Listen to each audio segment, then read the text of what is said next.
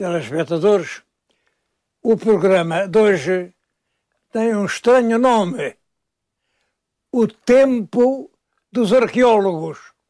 Bom, eu quero me referir ao período que vai entre 1850 e 1950. É um período em que a arqueologia foi predileta no espírito dos investigadores portugueses. Claro que depois disso há muita arqueologia, antes disso ou alguma, mas o tempo essencial dos grandes arqueólogos portugueses é realmente esse. E isto é curioso, porque 1850 ou 1851 é o tempo da regeneração. Esta regeneração é uma revolução muito curiosa, muito curiosa. Uma revolução sem tiros, uma revolução sem violência, uma revolução querida pela corte, pelo rei, pelo Herculano, pelos militares, pelo Saldanha. É uma revolução em que toda a gente está de acordo, porque no fundo sentia-se que até aí se tinha estado a perder muito tempo. Eram lutas sobre lutas, questões, revoltas. A cartista ou ser constitucionalista na regeneração tratava-se realmente de regenerar. Vamos lá fazer disto outra vez uma coisa capaz. E então é o Saldanha quem vai ao Porto com o apoio do Estado. Não há dúvida de que o governo ajudou ele a apoderar-se do poder e começa um período novo para Portugal. E entra-se na política dos melhoramentos materiais, quer dizer, os comboios, estradas, pontes, quartéis, hospitais, e o país progride com a regeneração. Ora, também se dá uma volta no espírito dos investigadores. Na nossa história, por exemplo, os historiadores anteriores a 1850 não ligam importância nenhuma à arqueologia. Não, a história começa com o Dom Afonso Henriques, quando muito com o Dom Henrique. A arqueologia não conta.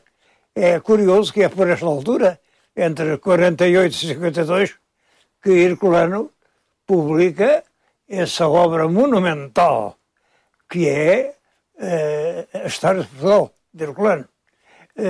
Pois não há uma referência ao passado arqueológico português. Entendia-se que isso não fazia parte da história, não tinha importância nenhuma, enfim. Ora bem, depois passou a entender-se que não. Realmente há raízes mais antigas que são o que veio a provocar a história como ela é. É por isso que eu digo que a regeneração também se deu no campo dos assuntos históricos.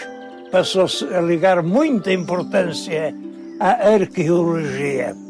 Vou referir o nome de alguns dos grandes arqueólogos desse século.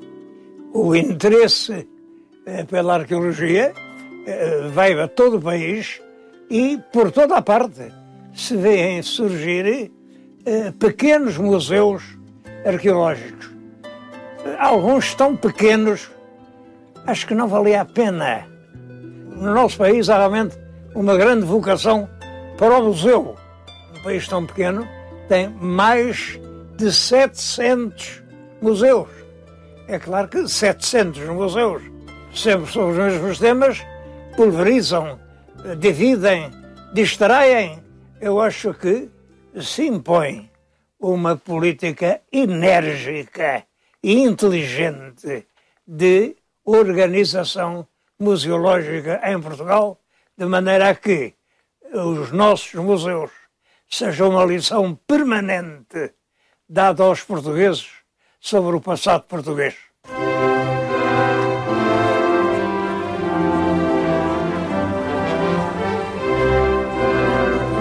Dos museus arqueológicos portugueses, sem dúvida, o mais notável é o Museu de Belém. Foi fundado nos fins do século passado. O fundador é um sábio notável. Eu ainda tive a honra de o conhecer. O Dr. José Leite Vasconcelos. Conheci-o no ano anterior à sua morte. Eu tinha acabado a minha licenciatura, estava a fazer não sei que trabalho, mas precisava de uma informação concreta sobre uma edição de uma obra alemã do século XVIII. Perguntei aos professores, perguntei ao meu pai, que era um homem extraordinariamente culto, mas o pai disse-me: olha, filho, isso é um informe particular, minucioso, de um assunto, enfim, que não é de primeiro plano. Isso não duvido, não creio que alguém te possa responder. Agora, se houver alguém, só se for o Dr. José Leite Vasconcelos, que sabe tudo. A gente pergunta-lhe, seja o que for, e ele parece que estudou tudo em pormenor. Bom, eu realmente fui à casa dele e perguntei-lhe. O Dr. José Leite foi amável e deu uma volta à casa, e depois, lá num quartinho, que se percebia que tinha sido a antiga casa de banho, porque ainda tinha banheira. Havia pilhas enormes de pequenos verbetes em maços pequeninos. E ele, com os dedos, foi e tirou um, depois esfolheou, tirou uma folhinha e leu. Era exatamente o que eu pretendia saber. Não voltei a vê-lo, ele morreu no ano seguinte, mas realmente o nome e o prestígio de Zé Leite Vasconcelos ficaram até hoje. Zé Leite quer dizer ciência. Era um homem lá de cima das beiras, nasceu na Ucanha. A Ucanha é aquela terra muito bonita, fica junto de uma ponte com uma torre, coisa medieval. Bom, e fica próximo, uma área cheia de monumentos medievais. Não admira que uma criança criada ali se interessasse por tantas coisas. O que admira é a força com que ele quis absorver todos aqueles conhecimentos. Sabe-se que, em pequenino, ele ia à despensa do pai e da mãe, tirava as velas de estearina e eliminava-as para poder estudar toda a noite, porque o pai e a mãe, naturalmente, apagavam os candeeiros. Ainda não havia eletricidade. Mas ele, depois, no silêncio e na solidão, estudava. Bom, isso levou-o ao doutoramento na Universidade de Paris, onde obteve um resultado brilhantíssimo, e quando veio para Portugal foi ensinar para o curso superior de letras, que é hoje a Faculdade de Letras.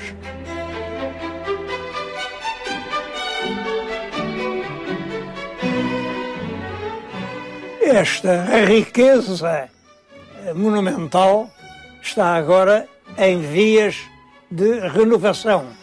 Há um plano do Val do Barosa em que estão a restaurar 3 grandes monumentos. Os 3 monumentos referem-se a Santa Maria de Salzedas, em Tarouca,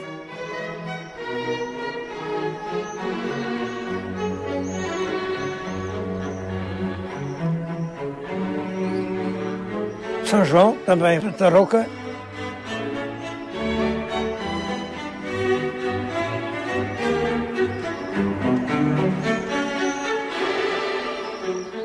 e a Santo António de Terreirim, em Lamego.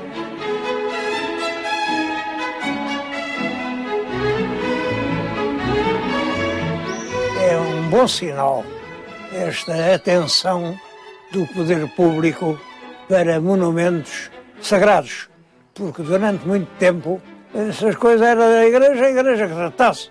O Estado só tratava de todos os monumentos nacionais. Ora, como sabem, um monumento pode ser da Igreja e ser nacional, é evidente. Até em Portugal, os principais monumentos que estão de pé são feitos pela Igreja. São os monumentos, são as catedrais, são as basílicas, são os mosteiros. Portanto, é um bom sinal esta obra que se está a fazer lá em cima e que está avançada. Salzeda está quase pronta e as outras vão começar em breve.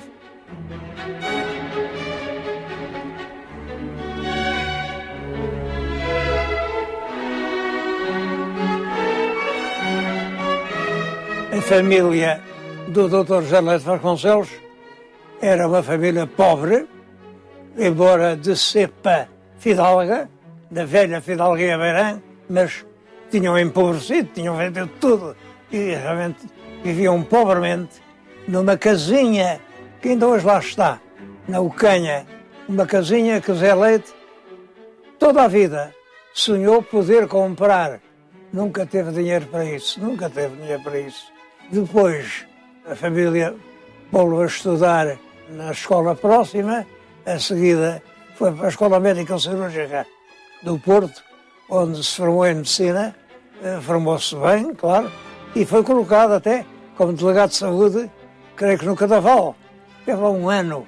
Bom, mas ele não gostava da medicina, não era aquilo que lhe interessava. Portanto, ao fim do ano, voltou a estudar e é então que, em 1908, vai a Paris e vem de lá com o seu doutoramento que lhe abriu, enfim, todas as portas em Portugal. Em Portugal, um título ganho no estrangeiro vale mais do que meia dúzia de títulos conquistados em Portugal.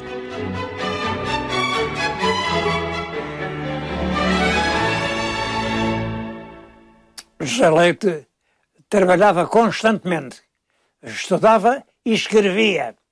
Ele deixou uma obra muito vasta, muito vasta.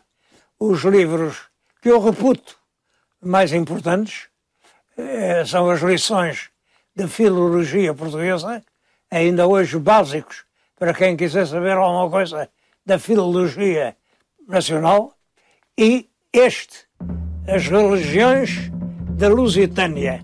Isto foi inicialmente editado em vários volumes. Esta é a segunda edição, que tem apenas um volume, está muito ilustrada, é interessantíssima e, em minha opinião, é o mais importante livro que até hoje escreveu sobre a cultura castreja em Portugal, sobre a época dos lusitanos, as suas crenças, os seus hábitos, os seus costumes. É um livro que faz honra à cultura portuguesa. Além deste livro e de muitos outros, ele fundou e dirigiu muitos anos a revista O Arqueólogo Português. Essa revista servia para recolher e criticar todas as informações sobre qualquer achado arqueológico que aparecesse no país. É uma revista que é um tesouro e continua a publicar-se. Pela mesma época, outros grandes espíritos se preocuparam com o mais antigo passado nacional. Eu recordo-me de Francisco Martins Sarmento, de Guimarães. Era um proprietário naquela região, veio-se formar a Coimbra em Direito. Ele não tinha jeito nenhum para o Direito e teve sempre notas medíocres e voltou para Guimarães, tinha a casa dele em Briteiros, para ali passar a sua vida na ociosidade. Essa ociosidade levava-o a pegar na espingarda e a sair com os cães para uma grande serra que havia diante da casa dele e andava por ali e reparava que algumas daquelas pedras que estavam aos pés eram pedras trabalhadas. Aquilo não era natural. Esquisito. Bom, resolveu mexer, levantar uma pedra, levantar duas. Depois levou uns trabalhadores que o ajudaram a desenterrar. Debaixo da pedra havia outra pedra, e outra pedra, e outra pedra. E aquilo era um muro, e o muro fazia uma casa, e descobriu-se assim uma grande cidade. a Citânia de Briteiros, que era, talvez, a mais importante cidade da cultura castreja na época do ferro. Tinha inúmeros elementos de informação sobre a cultura dessa época, já da fase romana, porque já em algumas casas dá o nome do morador, já nomes romanos. Os romanos chegaram a ocupar aquela Citânia, depois abandonaram-na e vieram para o vale, como um pouco em toda a parte, mas a descoberta da Citânia de Briteiros foi extremamente importante. Pediram ao governo uma condecoração ao ilustre descobridor, mas o chefe do governo, que era o Duque de Ávila, disse: o quê? Mas condecorar um homem por fazer buracos? Disparate. Mas não estou condecoração nenhuma. Pela mesma altura, o governo francês deu-lhe a Legião de Honra no seu mais alto grau. É claro, isso alterou completamente as coisas. Passaram aqui a considerar Martim Sarmento como um grande sábio. Enfim, fizeram-se congressos e realmente a Citânia de Briteiros passou a ser uma pedra angular dos estudos dessa época.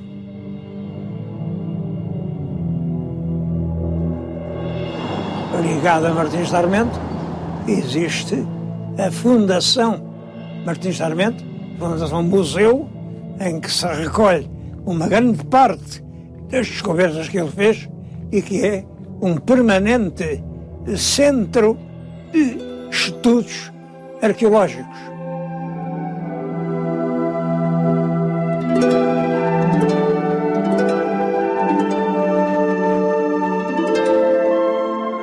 Pela mesma altura, noutro sítio do país, aparece outro grande homem, Estácio da Veiga, algarvio. E Estácio da Veiga interessa-se muito por o que resta de um remoto passado que estava completamente apagado e destruído. Passado romano, passado cartaginês, passado fenício, mas ele estuda cuidadosamente, sobretudo, os monumentos romanos, e a Estácio da Veiga, no seu livro Antiguidades Monumentais do Algarve, nós devemos uma boa parte do que ainda hoje se sabe sobre o passado algarvio.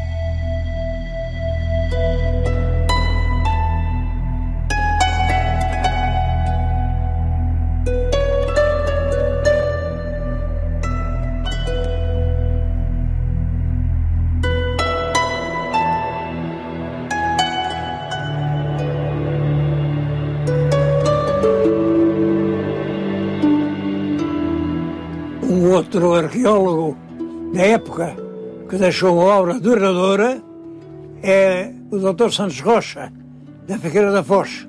Ele pesquisou a região da Foz do Rio Mondego e, enfim, chegou a grandes conclusões, encontrou muita coisa.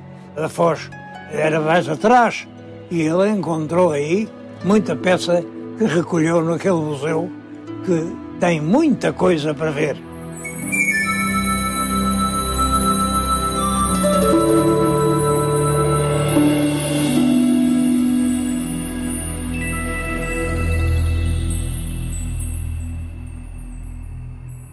Além dele, lembro-me, esse conheci eu, o Abade de Bassal. O Abade de Bassal, quer dizer que ele era o pároco de uma pequena freguesia junto de Bragança, o Bassal, e passava o seu tempo em investigações que levaram a construir uma obra que é um grande monumento.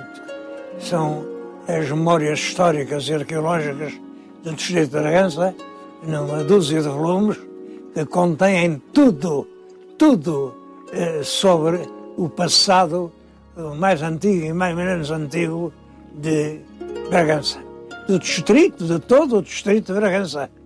O Museu Abade de Bassal mostra uma parte da obra recolhida pelo grande investigador. o abade percorria constantemente o distrito em todas as direções. Não houve sítio nenhum onde ele não entrasse. E andava a pé. Andava a pé e explicava. Só a pé é que se aprende. Os pneus de um automóvel não aprendem coisa nenhuma. Passam e deixam poeira. Agora a pé a gente vê tudo. São as pedras que sabem. Quem sabe são as pedras. E é às pedras que a gente tem de perguntar. Ele tinha toda a razão. Tinha toda a razão e a investigação dele é extraordinária. Um dos volumes, o quarto volume, é sobre os judeus no distrito de Bragança. E é uma das obras mais importantes sobre a história dos judeus em Portugal. Como se sabe, deve-se aos judeus o grande desenvolvimento que Bragança teve sob o ponto de vista industrial, sobretudo na fabricação de sedas e lanifícios. E essa grandeza, enfim, é bem assinalada por Abade Bassal, que era o padre Francisco Manuel Alves.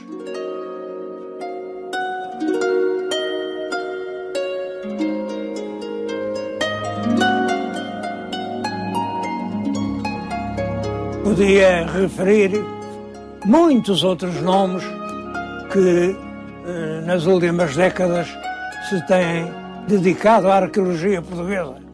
Eu estou a recordar, por exemplo, o professor Luís Raposo, o atual diretor do Museu Arqueológico de Belém, que é o maior especialista que nós temos para o Paleolítico. Aquele homem, por um risquinho, de no milénio, já do meu tempo, o meu professor na Faculdade de Letras, era o Dr. Manuel Heleno, a dedicação, o furor que ele tinha por aquelas coisas. Varela Gomes, que tem feito tanta coisa por esse país. Abel Viana, que em Beja deixou livros que são exemplares. Cláudio Torres, em Mértola, o passado de Mértola é revelado todo por Cláudio Torres. Bom, eu recordo-me de grupos de estudantes com moços e moças a fazer investigações por esse campo e apaixonados pela pesquisa do passado. Ainda bem, e há muita coisa para fazer, ainda bem que há vontade de as levar até ao fim.